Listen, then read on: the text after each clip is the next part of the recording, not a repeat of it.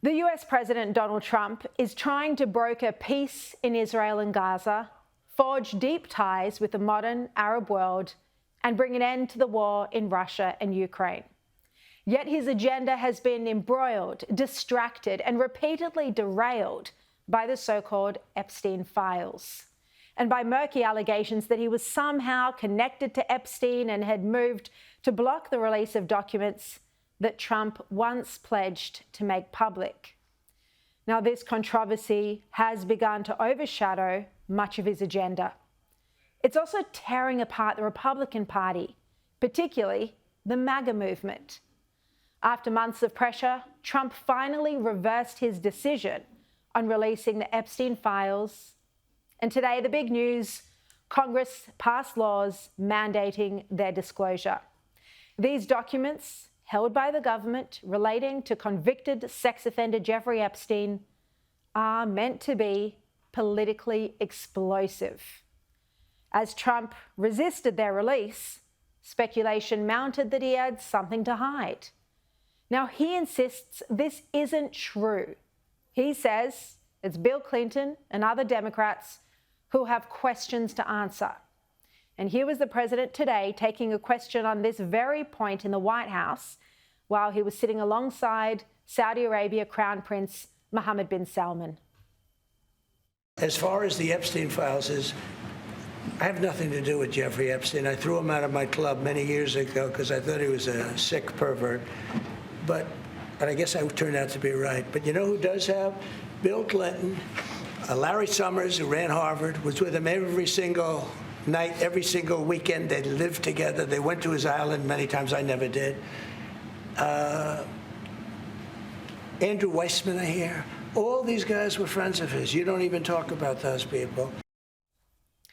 Now, you might say, look, Trump would say that. But if any truly damaging or incriminating material existed, it's hard to imagine the Democrats, who spent years trying to put Trump in prison to block his political comeback, would have simply left it unused. So the question becomes, why this frenzy now? Why the sudden obsession with releasing the documents? Why didn't this same crowd, the same politicians, and the same journalists demand the release of the Epstein files when Joe Biden was president? As the Wall Street Journal's editorial notes, this is Washington in 2025. So everyone is obsessing about Epstein's emails from the grave that mentioned Donald Trump long before he was president. The complication for the transparency crowd is that the Biden Justice Department had all of these documents for 4 years and could have released them. They also could have used them to prosecute others beside Ms. Maxwell, now in prison, and Epstein, if they thought they could get a conviction. Biden officials certainly weren't shy about attacking or even indicting Mr. Trump. That's exactly right.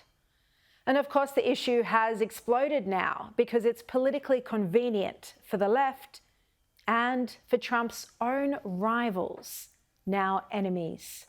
Figures like Marjorie Taylor Greene, who's been turning against Trump since he joined the attack on Iran.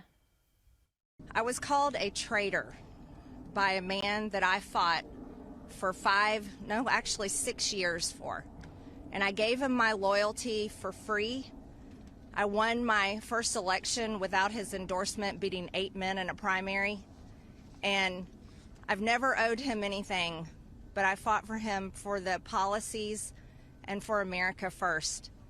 And he called me a traitor for standing with these women and refusing to take my name off the discharge petition. Let me tell you what a traitor is. A traitor is an American that serves foreign countries and themselves.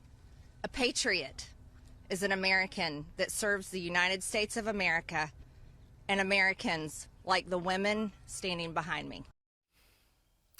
It also says something deeply troubling about Congress's warped priorities, that after 42 days of a government shutdown, the Epstein files, became its top order of business.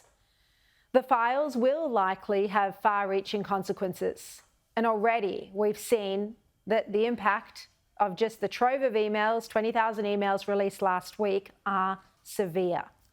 In this climate, even a passing mention of someone's name in an email can set off a political firestorm. Take former Harvard President Larry Summers.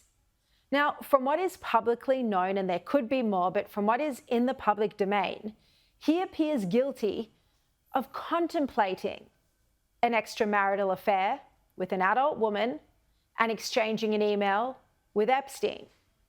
Yet he's been forced to retreat from public life, his name in disgrace. Now, when the full set of Epstein files are finally public, lives will no doubt be upended, some unfairly, some irreparably, over the faintest, most incidental association. And then there are the victims, up to 1,000 women who could be identified and thrust into the spotlight all over again, and many for the first time.